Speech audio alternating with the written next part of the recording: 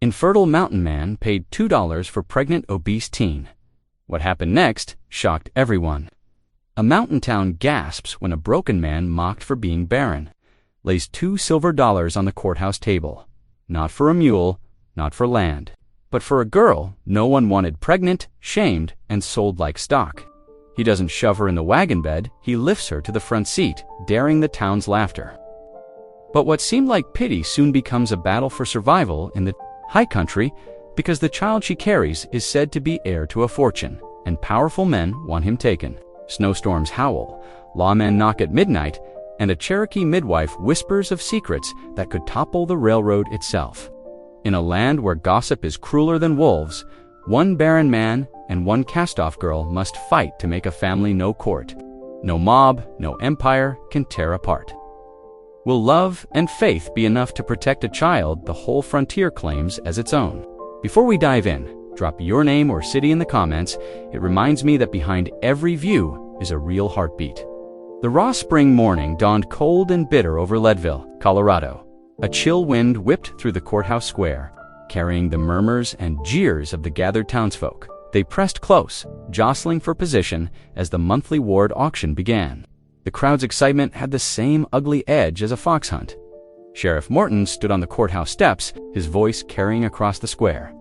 Next up, Samantha Carter, 17 years old.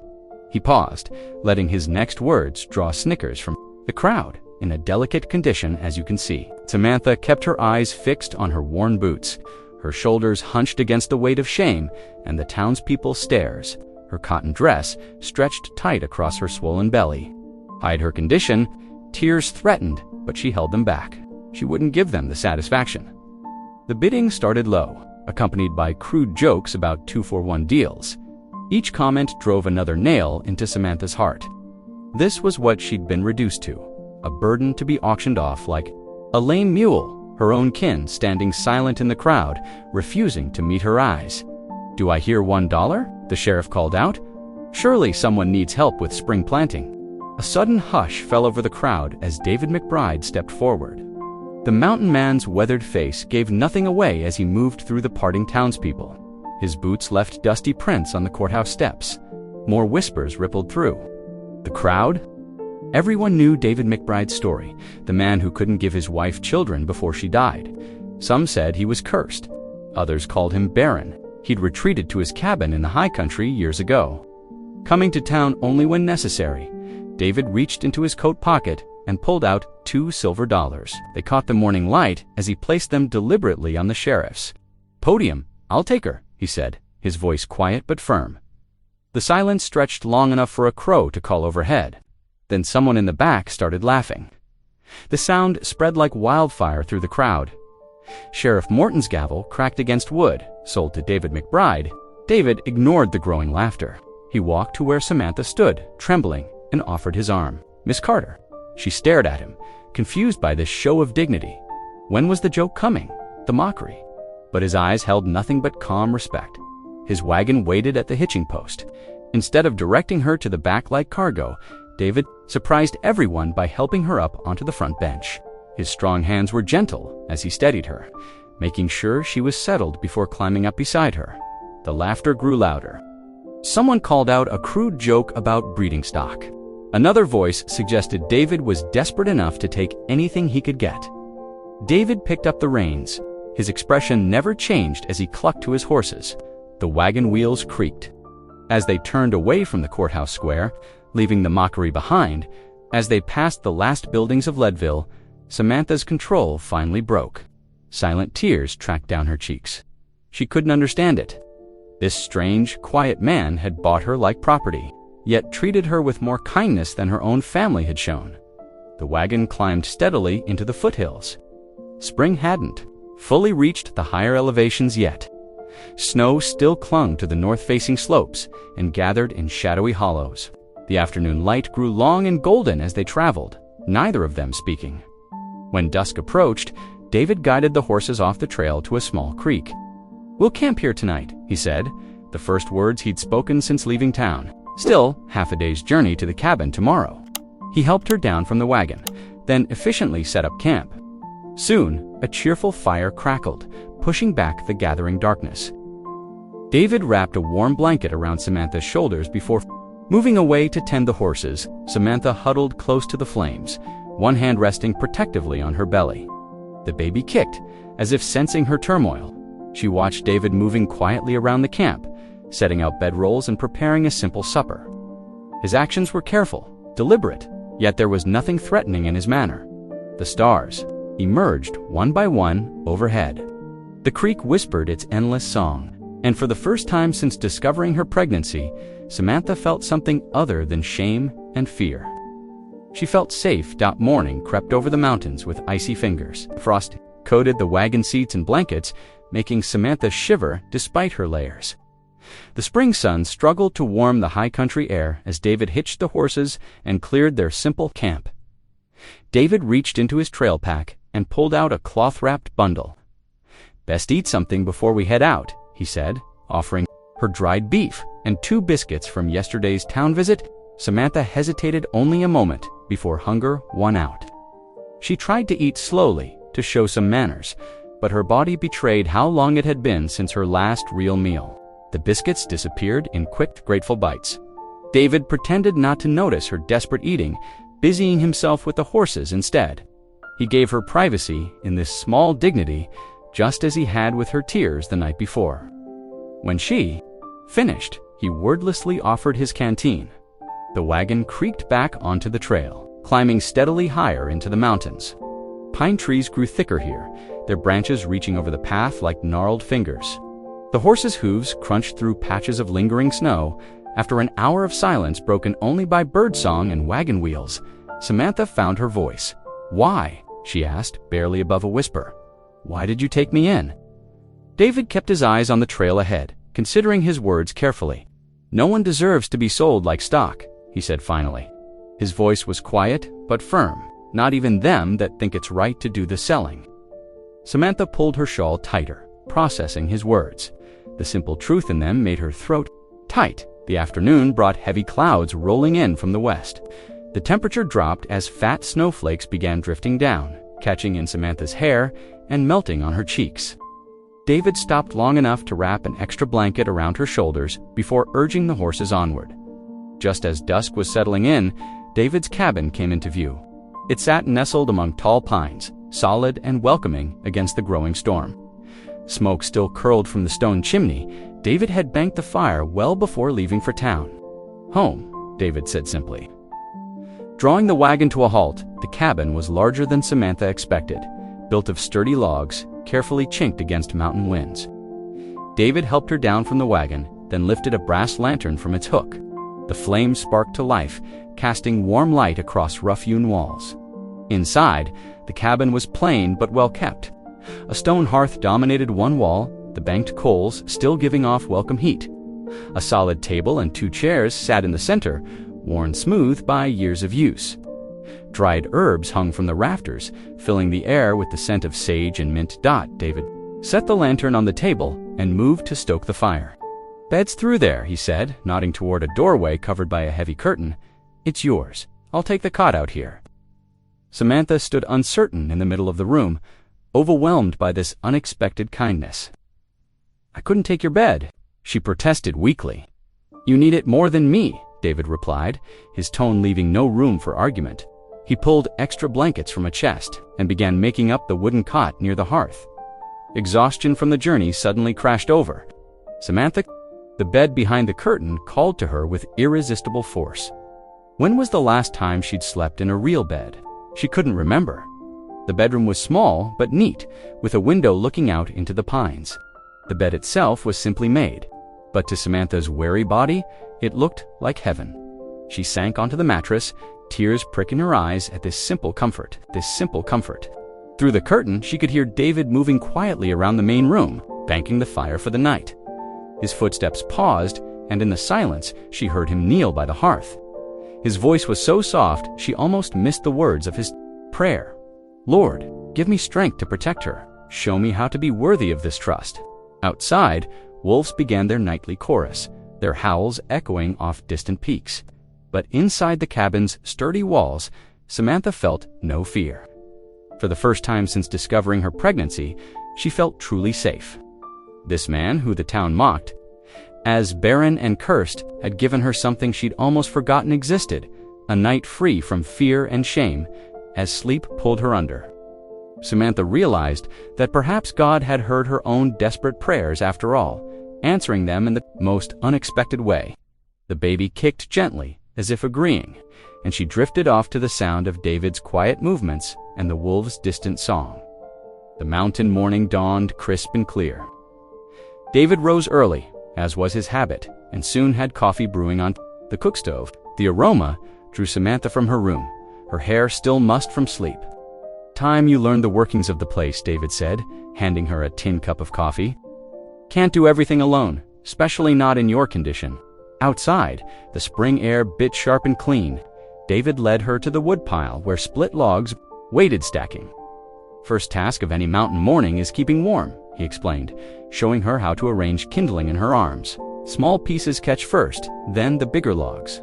Samantha's movements were uncertain, clumsy with her swollen belly. Sticks tumbled from her grasp more than once, but each time she gathered them back up, determination setting her jaw. David noticed how she refused to give up, even when her back must have ached. At the water pump, David demonstrated the proper rhythm to bring up the cold mountain water. "Too fast and you'll lose your grip," he cautioned. "Nice and steady does." It's Samantha's first attempts splashed her skirts. But soon she found the rhythm, filling the bucket with fresh water. The old mule in the barn needed feeding, and David showed her how to measure out oats and hay.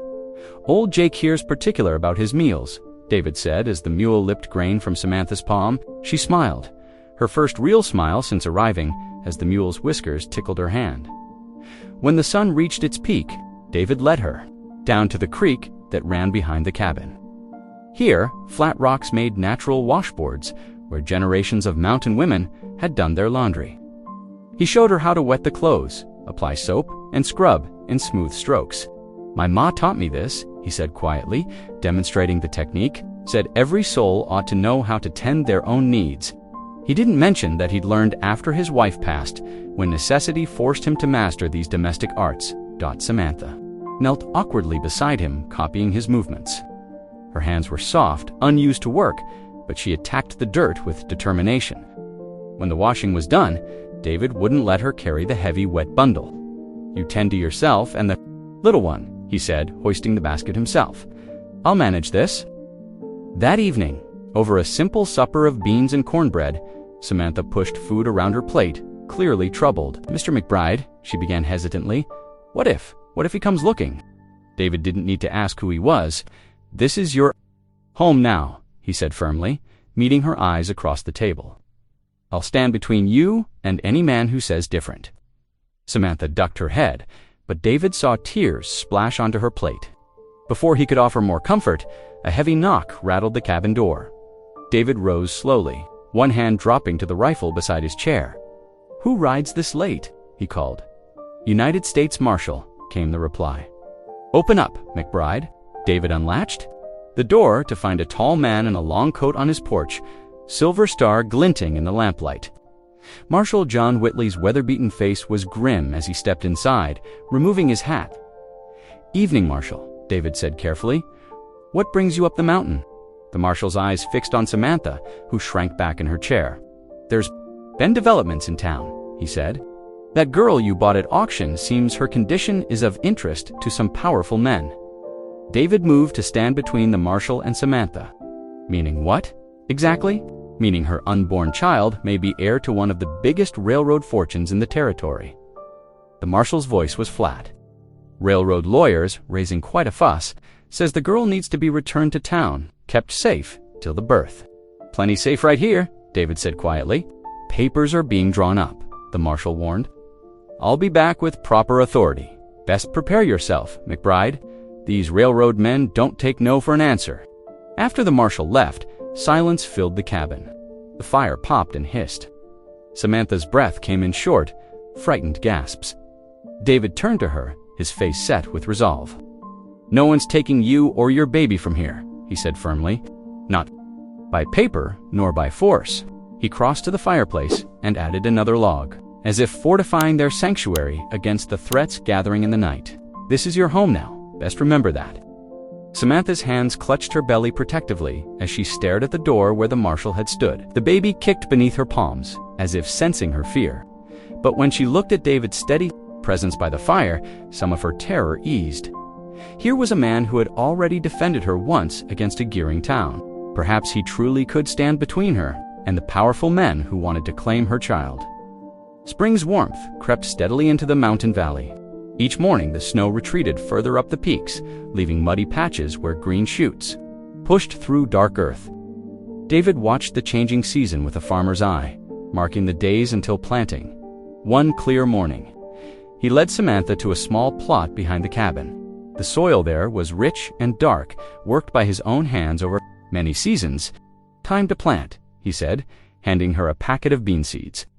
"These'll give us food come summer." David demonstrated how to dig the shallow trenches, measuring handspans between rows. Samantha knelt beside him, her movements awkward but eager. Her fingers pressed each seed carefully into the soil as David showed her. "Like tucking them into bed," she said softly, and David's weathered face creased in an unexpected smile. "Reckon that's right," he agreed. "They need tender care, same as any living thing." They worked side by side through the morning, planting beans and then moving. On 2 potato sections, the spring sun warmed their backs as they labored. When Samantha lost her balance, David's steady hand caught her elbow. She thanked him with a shy smile that made his heart twist strangely. To his surprise, he found himself telling her stories as they worked about his first failed garden, about the year rabbits ate every sprout, about his mother's trick of planting marigolds to keep bugs away. Samantha's laughter, hesitant at first, grew easier as the morning passed. The sound seemed to brighten the very air around them. Their peaceful rhythm was broken. 3 days later, when a peddler's wagon rattled up the mountain track, among his wares was a letter for David, sealed with the town clerk's mark. David read, "It's standing in the yard," his face growing grimmer with each line. That evening, after Samantha had gone to bed, he sat by the fire and read the letter again. The words burned like brands: impropriety, scandal, bought wife, moral concern. The town's gossip had found its way up the mountain, carried on wings of self-righteous judgment. When Sunday came, David hitched the wagon early. Samantha appeared, in her best dress, faded but clean, looking uncertain. "We don't have to go," David offered, but she shook her head. "The Lord sees truth," she said quietly, "even when people don't." The little mountain church was already full when they arrived. David helped Samantha down from the wagon, conscious of the stairs following their every move. They slipped into the back pew as whispers rustled through the congregation like wind through dry grass. David sat rigid, his jaw tight. He hadn't stepped foot in this church since laying his Sarah to rest years ago. The familiar hymns scraped raw places in his heart he'd thought long scarred over. But beside him, Samantha's clear voice rose sweet and true in the singing. After the service, while most folks hurried past with averted eyes, the preacher's wife approached them. Mrs. Anderson was a tiny woman with iron-gray hair and kind eyes. She pressed a wrapped loaf of cornbread into Samantha's hands. "There's strength in you, child," she said firmly, loud enough for nearby gossips to hear. "I see it plain as day." She patted Samantha's arm, then turned to David with a gentle smile. "Welcome home, David McBride. It's been too long. It's been too long." On the wagon ride home, David was quiet, lost in memory. Finally, he spoke. "Haven't been able to face it since Sarah passed," he admitted. "The singing especially. She loved those old hymns." "Faith feels lighter with company," Samantha said, softly, "like the garden work, easier when we share it." That evening, as shadows lengthened across the cabin floor, David knelt by the hearth. After a moment's hesitation, Samantha joined him. Together they bowed their heads, their quiet words mixing with the fire's crackle. David's voice was rough with emotion as he prayed for protection, for guidance, for the child growing beneath Samantha's heart. When he finished, Samantha added her own simple thanks for safety, for kindness, for a place to belong. In the warm firelight, something shifted and settled between them. Not quite family, perhaps, but something like it. Something growing as surely as the beans in their garden, taking root in shared work and shared faith and shared meals. Something strong enough, maybe, to weather the storm of gossip building in the town below. Spring settled deep into the mountain valley, painting the slopes with wildflowers and tender grass. As the days lengthened, David watched Samantha grow, more at home in the cabin's rhythms, yet he knew she needed more than just domestic skills to survive in these hills. One clear morning, he brought out his old single-action Colt revolver, wrapped carefully in oiled cloth. Samantha's eyes widened as he unwrapped it on the rough-hewn table. "Time you learned to handle this," David said, his voice gentle but firm. "Mountain life requires it sometimes." He showed her how to check if the chamber was loaded, explaining, "Each step with patience. Never point it at anything you don't aim to shoot," he instructed, demonstrating proper grip, "and keep your finger off the trigger until you're ready." Samantha listened intently, her face serious as she absorbed every word. When David handed her the unloaded revolver, she nearly dropped it, surprised by its weight. "Heavy, ain't it?" David said. "Iron's like that solid and true." They practiced with an empty chamber first, David adjusting her stance and grip. Her hands trembled slightly, but determination showed in the set of her jaw. After she grew comfortable with the weight and feel, David loaded a single round, set up an old tin can on a log 20 paces out. Samantha raised the revolver, arms shaking with the effort. The first shot went wide, making her jump at the loud report.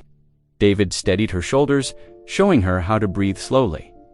On her third try, the can flew off the log with a satisfying ping. Samantha's laugh of surprise echoed across the clearing, bright and unfettered. David found himself grinning in response. "Well done," he said warmly. "That's the way." As dusk approached each evening, David would take out his fiddle. The instrument had gathered dust since Sarah's passing, but something about Samantha's presence made him want to fill the cabin with music again. His fingers remembered the old tunes, hymns, and reels, slow waltzes and lively jigs. Samantha would sit by the fire, her sewing forgotten in her lap, eyes closed as she listened. Sometimes she hummed along, her clear voice weaving through the fiddle's melody. The music seemed to lift something heavy from both their hearts, if only for a little while. One night, after the fiddle was back in its case, Samantha spoke softly into the firelit quiet. "I'm scared," she admitted, hands resting on her growing belly, about the birthing, about being too big and awkward to care for a baby proper. Her voice caught. "Everyone in town always mocked me for my size, said I was good for nothing but taking up space." David set aside his pipe, choosing his words carefully. "Strength doesn't always look thin," he said at last.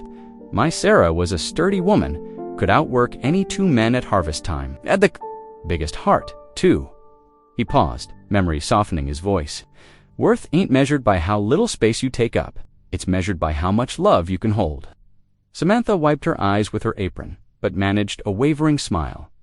Days flowed, one into another, marked by small victories and quiet joys. Bread rose golden in the oven. Samantha learned to manage perfectly. David showed her how to stack wood so it would stay dry, and together they watched their planted seeds push green shoots through dark soil. The cabin slowly transformed. Touched by Samantha's presence, wildflowers appeared in tin cans on the windowsills. The smell of fresh-baked biscuits often filled the air. Even David's old chair by the fire seemed softer, draped with a quilt Samantha pieced together from scraps. But their peace was shattered one afternoon by the sound of hoofbeats. A rider from town brought a telegram, his face carefully blank as he handed it over. David read it, standing in the yard, the paper crackling in his tightening grip. Inside the cabin, he showed it to Samantha. The words were few but devastating. Railroad lawyers pressing the marshal to enforce custody of the baby immediately upon birth.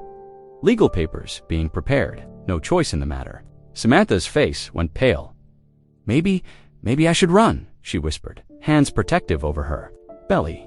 "Head north to Wyoming territory where they can't find us." David shook his head firmly. "No need to run," he said, his voice steady and sure. "We'll stand together right here on this land." He took her trembling hands in his weathered ones. "I made you a promise. No one's taking you or your little one away, and I mean to keep it." Samantha searched his face, finding there the same quiet strength that had first given her hope in the courthouse square. Slowly, she nodded, squeezing his rough fingers with her soft ones. Outside, spring wind rustled through the pines. Inside, two souls bound by trust and choice faced their fears together.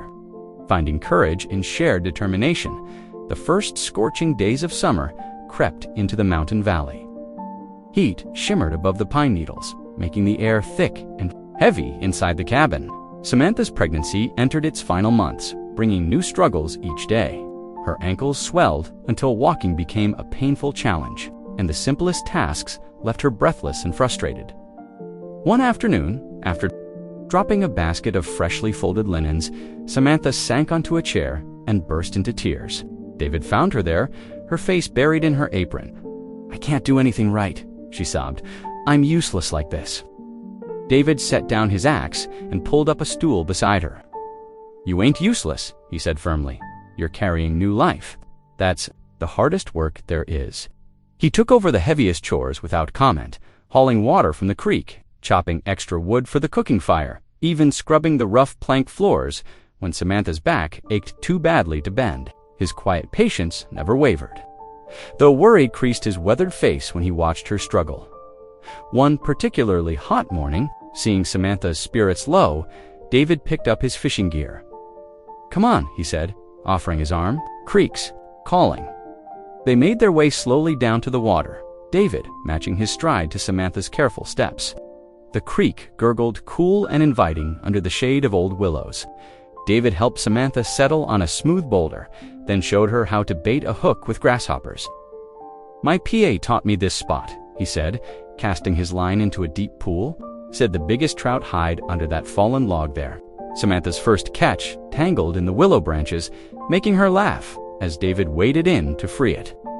But her second cast landed true, and soon a fat trout flopped on the bank. Pride glowed in her round face. "Well, look at that," David said, grinning. "You're a natural." They built a small fire on the creek bank, and David showed her how to clean the fish with quick, sure strokes. The trout sizzled over the flames, its skin crisping golden. They ate with their fingers, savoring every bite. "I never knew fish could taste so fine," Samantha said, licking her fingers. "That's because you caught it yourself," David replied. "Makes everything sweeter." The afternoon passed in peaceful contentment, marked by shared stories and comfortable silences. But as they packed up to head home, David's expression changed. He studied the ground near their fishing spot, his jaw tightening, back at the cabin. While Samantha rested, David walked the perimeter of his property. Fresh hoofprints circled the land, multiple riders watching from the trees, either railroad men or the marshal's scouts marking his movements.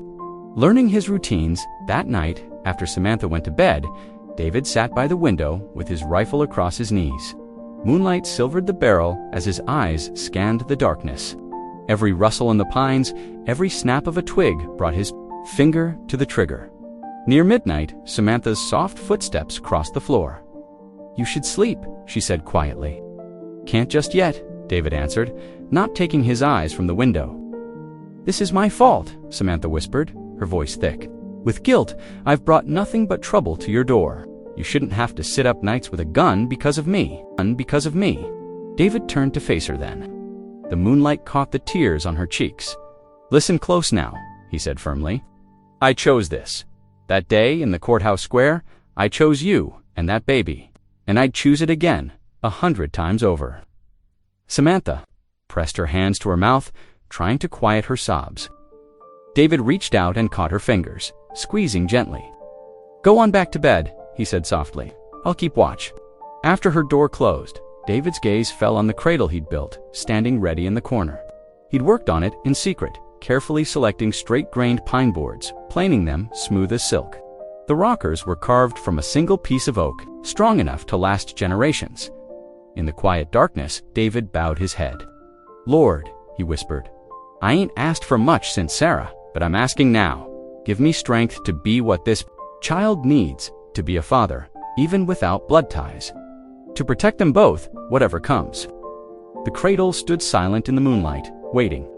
Outside, an owl called once, then fell quiet. David settled deeper in his chair, rifle ready, as the summer night crept toward dawn. Late summer brought restless skies to the mountains.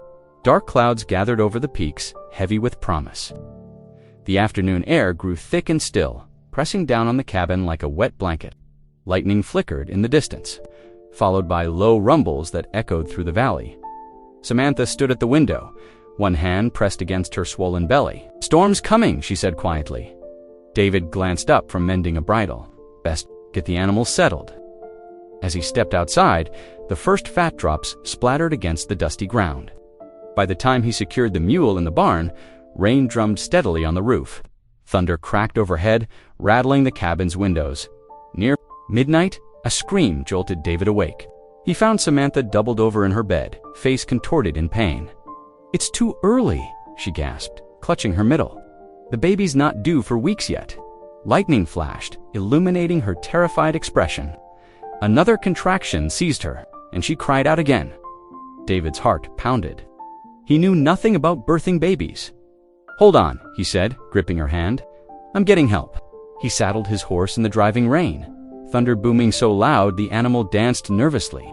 David knew of only one person who could help Anna Tamoons, the Cherokee midwife who lived near the creek bend. She was known throughout the territory for her skill with difficult births, respected by both settlers and tribal folk. The trail was treacherous in the storm. Branches whipped at David's face as he urged his horse through the darkness. Lightning revealed the path in brief, brilliant flashes. After what felt like hours, he spotted a lamp glowing in Anna's cabin window. She opened her door before he could. Knock, as if expecting him. Anna Two Moons stood tall and dignified, her silver-streaked hair in long braids. Her dark eyes took in David's desperate state without comment. "The Carter girl?" she asked simply. David nodded, rain streaming down, his face early pains. She scared something fierce. Anna moved with swift efficiency, gathering herbs and clean blankets into a leather bag. She saddled her own horse without hesitation, despite the weather. "Lead on," she commanded. They rode through the storm, Anna keeping pace easily, despite her age. As they crested the last ridge, dawn was breaking behind the clouds. The rain had settled into a gentle drizzle. They found Samantha pale but calmer, her pains having eased somewhat. Anna shooed David outside while she examined the girl. He paced the porch, listening to their quiet voices through the wall. Finally, Anna emerged. "The baby's not coming yet," she said, "but you need watching. These early pains are a warning." Over the next several days, Anna visited regularly. She taught Samantha special breathing techniques for when the pains came and prepared teas. From her medicine bag, raspberry leaf to strengthen the womb, chamomile to calm fears. During one visit, as Samantha rested, Anna shared stories with David by the hearth. She spoke of her people's beliefs about fatherhood, how a man's strength came not from ownership or control, but from his capacity to protect and nurture. "Your heart has room," she told him, her wise eyes kind. "That matters more than blood." David nodded slowly, understanding deeper truths in her words. Samantha grew to trust Anna completely. The midwife's steady presence and gentle authority eased. Her fears about the coming birth, she soaked up Anna's teachings eagerly about herbs, about breathing, about trusting her body's wisdom. One evening, as Anna prepared to leave, David walked her to her horse. "I'm much obliged," he said quietly, "for everything." Anna adjusted her saddle blanket. "We are all connected," she replied, "like strands in a basket. The stronger we weave together, the more we can hold." David watched her ride away, pondering. Her words, their small household, had grown stronger with Anna's presence. He realized that surviving out here, protecting what mattered, it wasn't something anyone could do alone.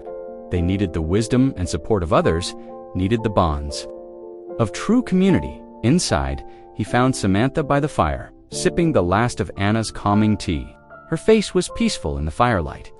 "She's something special, isn't she?" Samantha said softly. "Anna Two Moons." "That she is," David agreed, settling into his chair. The cabin felt different now, warmer somehow, as if Anna's quiet strength had seeped into the very logs. Outside, a whippoorwill called into the gathering dusk, its song clear and hopeful. Autumn swept through the mountains like a painter's brush, turning the aspen groves to shimmering gold. Morning frost sparkled on the cabin's window panes, warning of the cold months ahead. Inside, Samantha moved more slowly now, her belly grown so large she had to rest often between chores. David watched her nervous glances at the calendar. "Come when it's ready," he said gently, noting how she rubbed her back while washing dishes. What if something goes wrong? Her voice quavered. We're so far from town. Anna Timoons is just down the valley, he reminded her. She knows more about birthing than any doctor in Leadville. Outside, David worked from sunup to sundown, cutting and splitting logs for winter. The steady rhythm of his axe echoed through the trees. Samantha would bring him water, watching as the woodpile grew higher than the cabin's eaves. Together, they prepared for the lean months ahead. David showed her how to preserve vegetables in salt brine, storing jars in the root cellar he'd dug. Beneath the cabin floor, when he brought home a fat buck, they spent days cutting and salting the meat, hanging strips to dry in the autumn breeze. My ma never taught me any of this, Samantha admitted, carefully packing salted venison into a barrel. Reckon she thought I wasn't worth teaching. David paused in his work. You're a quick study. Don't let anyone tell you different. One evening, as they finished supper, dogs began barking in the distance. David rose from the table, peering out. The window, torchlight flickered between the trees, moving closer. Stay inside, he told Samantha, reaching for his rifle. She gripped his arm. David, please be careful. He stepped onto the porch as a group of townsfolk emerged from the shadows. Their faces glowed orange in the torchlight, twisted with righteous anger.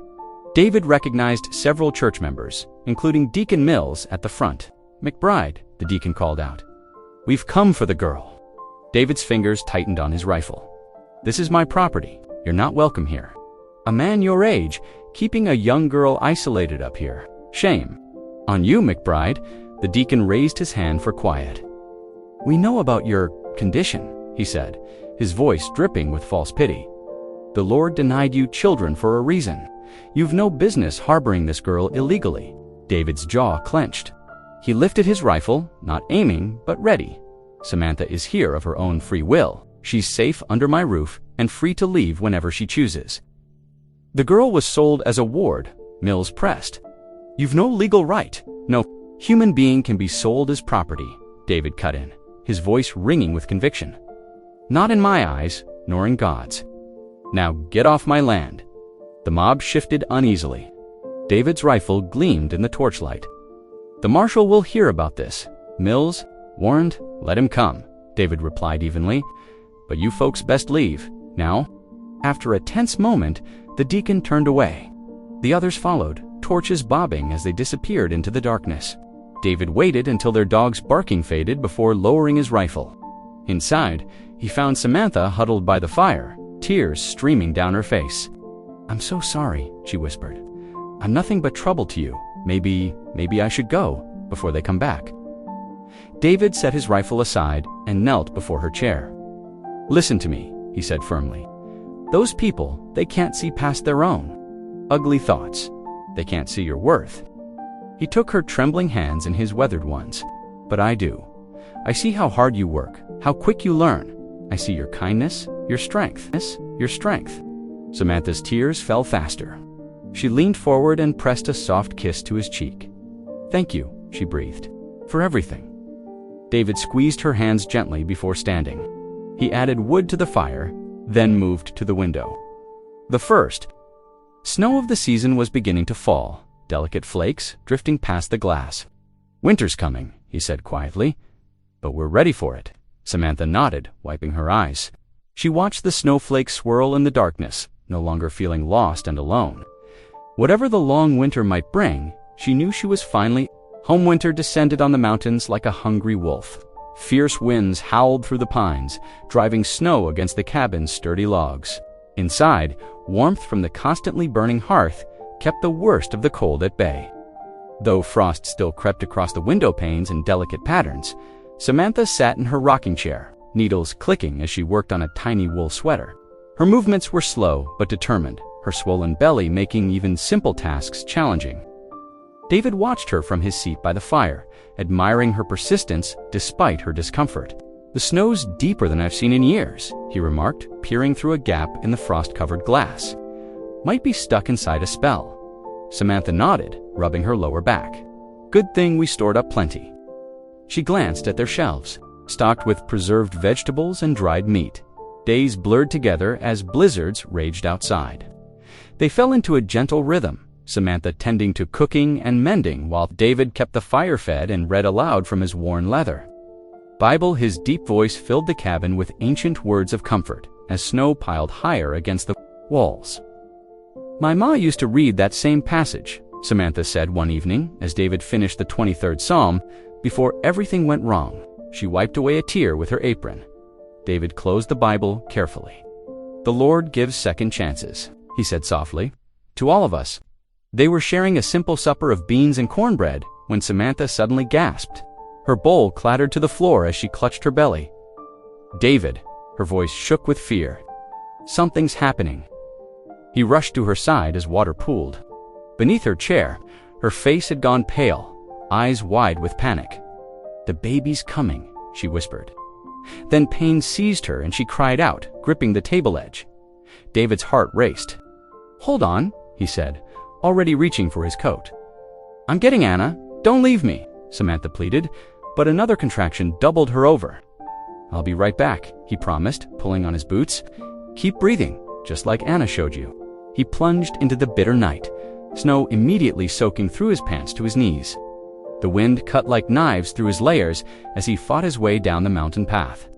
His lungs burned in the freezing air, legs trembling with effort. As he pushed through deep drifts, Anna's cabin glowed like a beacon in the darkness. He pounded on her door, gasping for breath.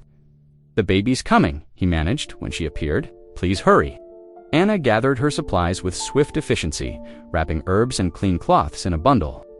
The return journey seemed endless, David's strength failing as he broke trail through the snow. Behind him, Anna moved with remarkable surety, the treacherous conditions. They heard Samantha's screams before they reached the cabin. David's exhausted legs found new energy as he rushed the final yards to the door. Inside, they found Samantha on her hands and knees by the fire, face contorted. In agony, Anna moved to her side immediately, speaking soft words of encouragement while checking her condition. "The baby comes strong," she said calmly, "but we must be patient." Hours crawled past. David knelt beside Samantha, letting her crush his hand through contractions while he prayed aloud. Anna brewed special tea and guided Samantha's breathing, her steady presence an anchor in the storm of pain. "I can't," Samantha sobbed as dawn approached.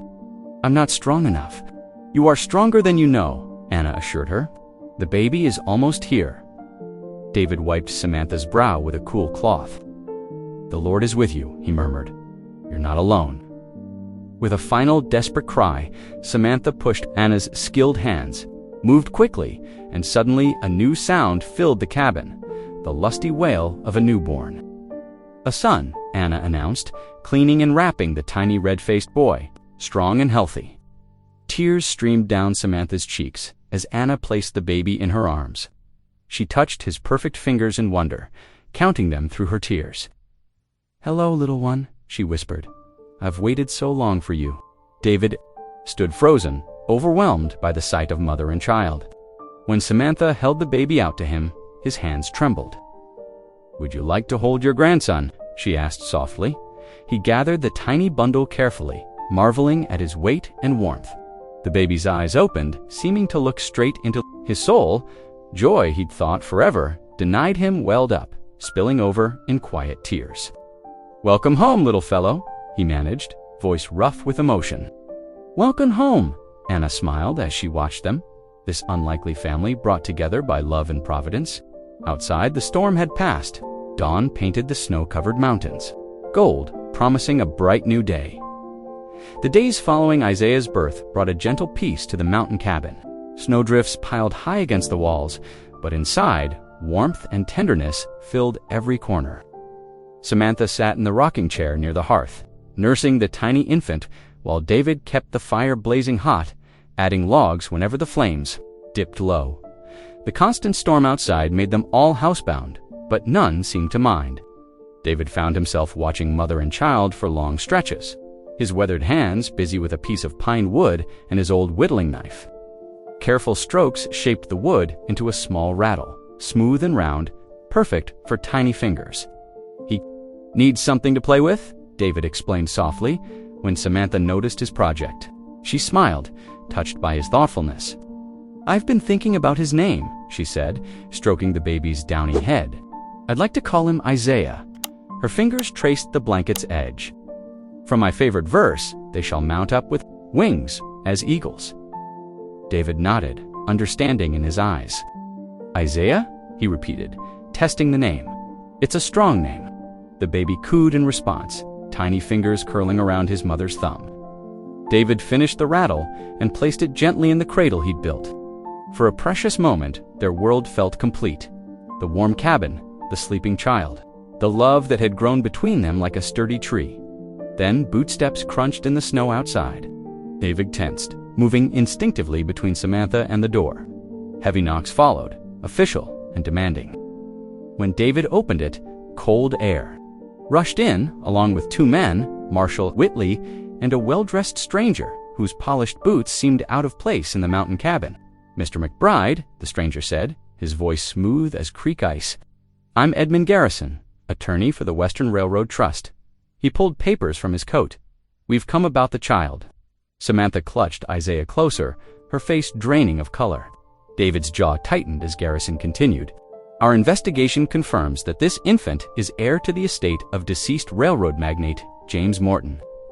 Garrison's eyes fixed on the baby. As such, he must be surrendered to proper guardianship immediately. "No!" Samantha's scream pierced the cabin. David moved to stand beside her, one hand resting protectively on Isaiah's blanket. "This child belongs with his mother," he said firmly. Marshall Whitley stepped forward, his expression grave. "Mr. McBride, you should know that your purchase of Miss Carter at auction has been ruled unlawful. The ward system doesn't permit private sales without proper documentation." He paused. "You're risking prison?" "The law is clear," Garrison added. "The child's inheritance must be protected. We'll return tomorrow with a court order." His cold smile didn't reach his eyes. "I suggest you prepare yourselves." After they left, silence filled the cabin like smoke. Samantha's sobs came in great, shuddering waves as she rocked Isaiah. "They can't take him," she whispered. "They can't." David stood at the window, watching, until the men disappeared into the swirling snow. Then he moved to the cradle, lifting it carefully and placing it right. Beside Samantha's chair, without a word, he sank into his own seat, buried his face in his rough hands, and stayed there as darkness crept across the cabin. The fire burned low. Isaiah slept peacefully, unaware of the storm gathering around him. Through the long night, hours, David remained motionless, except for the slight trembling of his shoulders. His prayers were silent, but his wrestling with despair filled the cabin like a physical presence. Samantha's tears gradually quieted, replaced by a hollow-eyed exhaustion. Still, she kept her vigil, nursing Isaiah whenever he stirred. The rattle David had carved lay untouched in the cradle, its promise of simple joys now shadowed by fear. David finally raised his head, his face lined with the weight of sleepless hours. The snow had stopped outside, leaving an unnatural stillness. He rose stiffly to add wood to the dying fire, the familiar task offering little comfort. "And what are we going to do?" Samantha's voice was barely a whisper.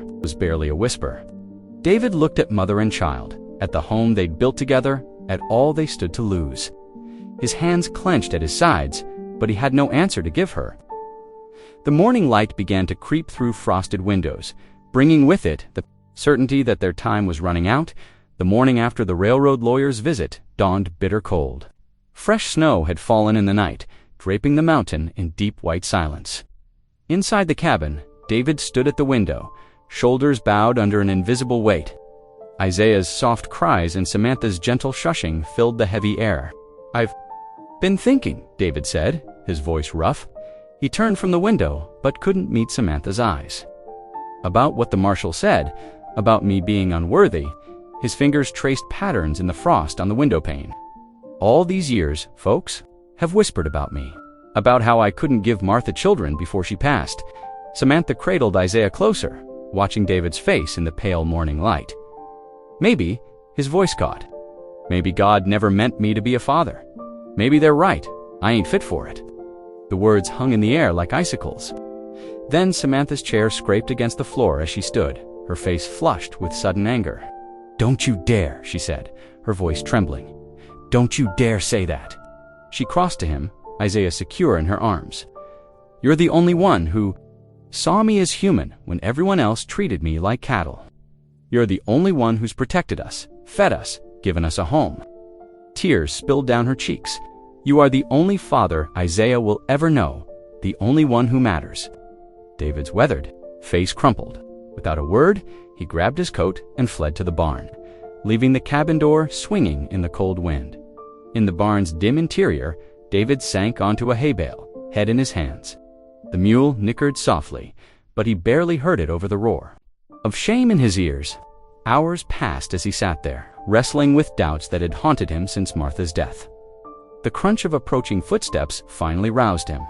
The barn door creaked open, letting in a blast of cold air and Anna Two Moons, her dark hair dusted with snow. "I heard about the railroad men," she said, settling beside him on the hay bale. Her eyes were sharp and knowing. "You cannot give up." David stared at the dirt floor. "What chance do we have against their lawyers and money? Against their papers?" Anna reached into her medicine bag and pulled out a rolled document, its edges worn with age. "They are not the only ones with papers," she said.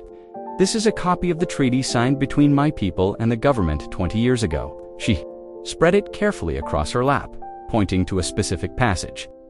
"This land, all of it, including where the railroad seeks to build, is disputed territory. By the treaty's own words, it remains Cherokee land until proper settlement is reached." Her finger tapped the faded ink. If this became known in court, their entire claim would collapse. David straightened slowly, hope flickering in his eyes for the first time since the lawyer's visit. "You're sure?" Anna nodded firmly. "The railroad knows this. It is why they rush to seize any land they can before the treaties can be enforced." She rolled the document carefully, "But they cannot steal a child to do it. Not if we stand together." David rose, pacing the barn's length. "The pass is still deep with snow. We can't reach the territorial court until it clears. Then we plan," Anna said. "We gather proof. We prepare our case." She stood, touching his arm gently. "You are not alone in this fight, David McBride, and you are more worthy of being a father than any man I know." David's throat tightened. "Thank you," he managed. "Now come back inside," Anna said. "Your family needs you." Together, they crossed the snowy yard to the cabin.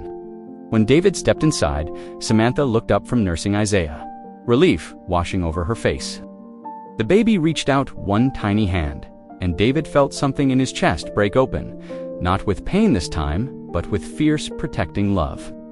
"Anna's brought us hope," he said softly, moving to stand beside them. "And when the snow clears, we're going to fight." Samantha's free hand found his, squeezing tight. Outside, the winter wind howled across the mountain, but inside their cabin, a family drew closer together. Preparing for the battle ahead, March winds whistled through the pines, melting snow into rivulets that carved paths down the mountainside. David stood in the yard, loading the wagon with supplies, while scanning the muddy trail that wound down to the valley. Beside him, Samantha wrapped Isaiah tighter in a wool blanket, her face drawn with worry. "The creek's running high," David said, securing the last rope around their supplies. "But we can't wait any longer." Anna Two Moons approached from the barn, her medicine bag slung over one shoulder. "The spirits speak of safe passage," she said, touching the wagon's wooden side, "though the path will not be easy." David helped Samantha climb into the wagon bed, where she settled among blankets with Isaiah. Anna joined her, spreading her skirts to block the wind. With a deep breath, David took his place on the driver's bench and clicked to the mules. The wagon creaked forward, wheels cutting deep ruts in the half-frozen earth. As they descended, bare aspens flashed silver against the gray sky. The first creek crossing proved treacherous. Water churned around the wheels while David guided the team carefully across. Samantha held Isaiah close, humming softly to keep him calm over the rough patches. That first night, they made camp in a sheltered grove. David built a fire while Anna prepared a thick stew. Isaiah fussed until Samantha nursed him, then slept peacefully in the wagon's shelter. Under a sky scattered with stars, they knelt together in prayer. "Lord," David whispered, "give us strength for what's ahead." The second day brought more challenges. Spring mud sucked at the wheels, forcing them to stop often while David and Anna laid branches for traction. By afternoon, cold rain fell steadily. Samantha huddled under oiled canvas with Isaiah, singing hymns to drown out the thunder. They passed other travelers on the road, miners heading to claims, traders with laden pack mules. Each time, David felt their curious stares, knew the whispers that would follow, but he kept his eyes forward, shoulders straight. The third morning dawned clear but bitter. Frost rimed the wagon cover as they set out on the final stretch to Leadville. David's hands were raw on the reins, his back aching from 3 nights on hard ground. Yet, when Samantha reached forward to squeeze his shoulder, warmth filled his chest. "Look," Anna said as they crested a rise. "The town." Leadville spread below them, a scatter of wooden buildings and metal roofs catching the morning sun. Smoke rose from chimneys, and the courthouse bell tolled 9 times. David felt his heart quicken as they rolled down the main street. People stopped to stare. A woman whispered behind her hand to a companion. A shopkeeper paused while sweeping his porch, jaw tight with judgment. But David kept the wagon moving steadily forward, even as he heard the murmurs rise. "That's the mountain man. The girl he bought got herself a baby now." Outside the courthouse, Marshal Whitley stood waiting, his badge catching the sunlight. His face was grave as David drew the wagon to a halt. "Mr. McBride," he said, touching the brim of his hat, "I see you've come to answer the summons." "We have," David replied, helping Samantha down from the wagon. She clutched Isaiah to her chest, chin raised despite her trembling lips. The railroad's lawyer emerged from the courthouse, his fine coat spotless, his smile sharp as a knife.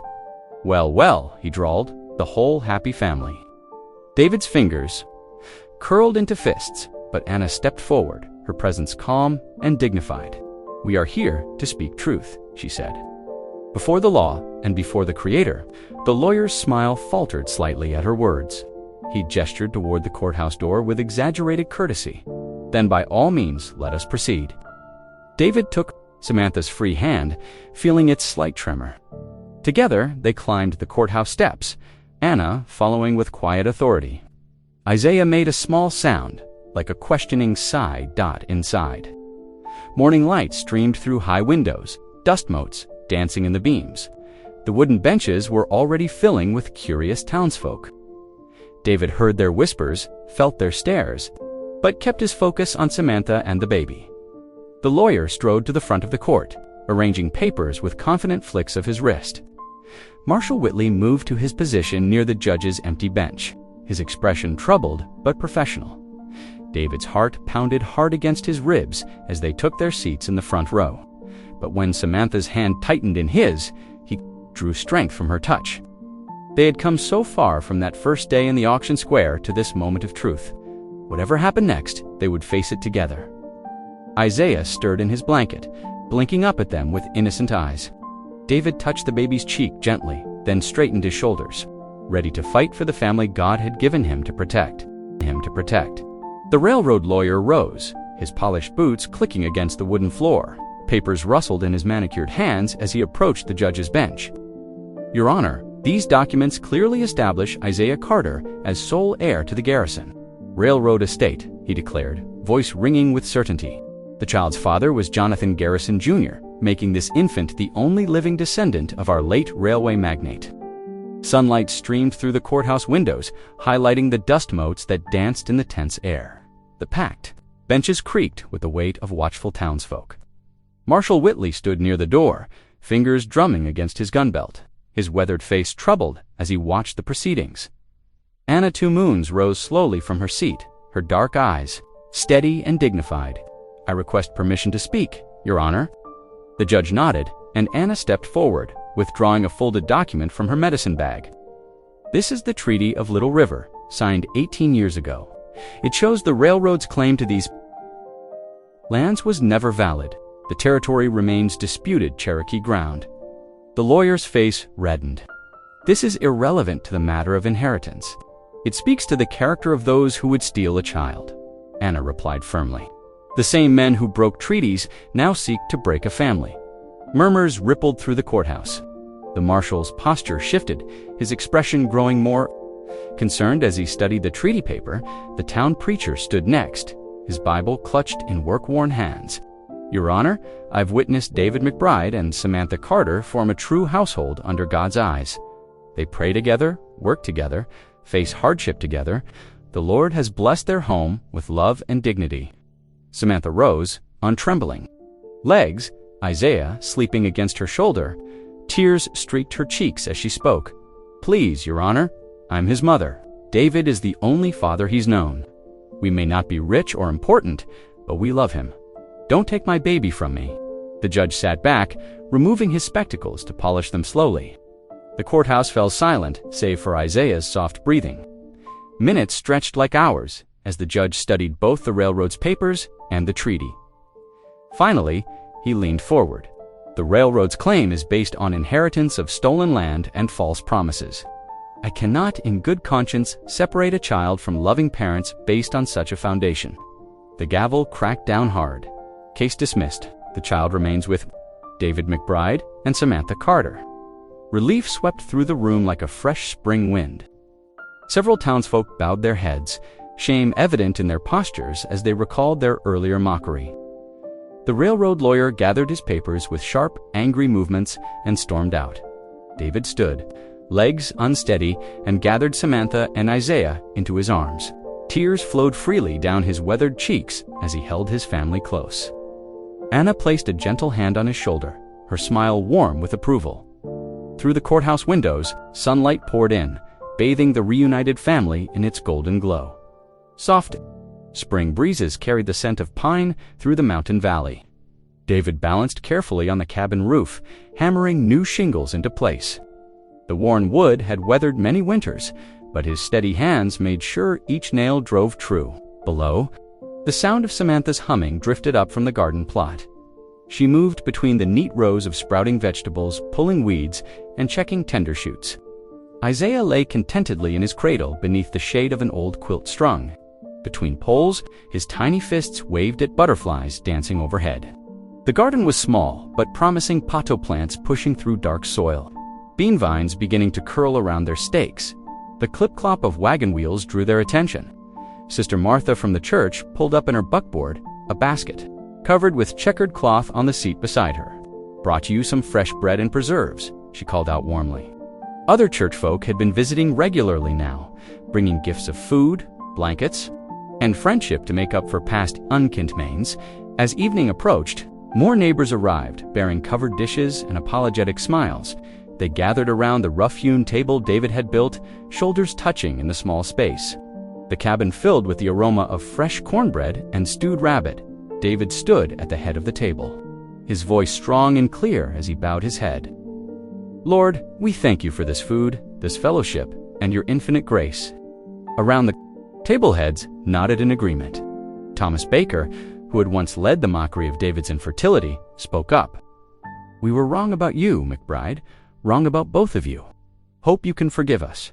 After the meal, as dusk painted the sky in purple and gold, neighbors bid farewell with handshakes and gentle pats on Isaiah's downy head. The cabin settled into peaceful quiet. Lamplight cast warm shadows on the log walls as Samantha rocked.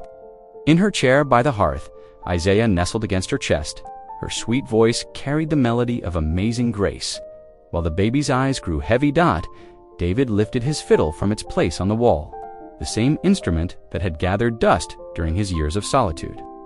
The bow drew across strings that now sang with joy instead of sorrow. The hymn rose clear and strong, weaving with Samantha's voice in perfect harmony. He watched his family in the firelight, Samantha's face serene, Isaiah's peaceful sleeping form, their home filled with music and warmth. The empty ache that had haunted him since his first wife's death felt healed at last. He was no longer the barren man, scorned and isolated. God had blessed him with a different kind of fatherhood, one born of choice and love rather than blood. Through the window, stars glittered like diamonds scattered across the velvet sky. Inside their snug cabin, the little family remained wrapped in contentment, their bond stronger than any harsh word or greedy scheme had power to break. Faith had led them here, love had sealed them together, and grace had made them whole. If you believe stories can heal, lift, and connect us, this channel is for you. Thanks for being here. Hit subscribe, and I'll meet you again tomorrow with something real.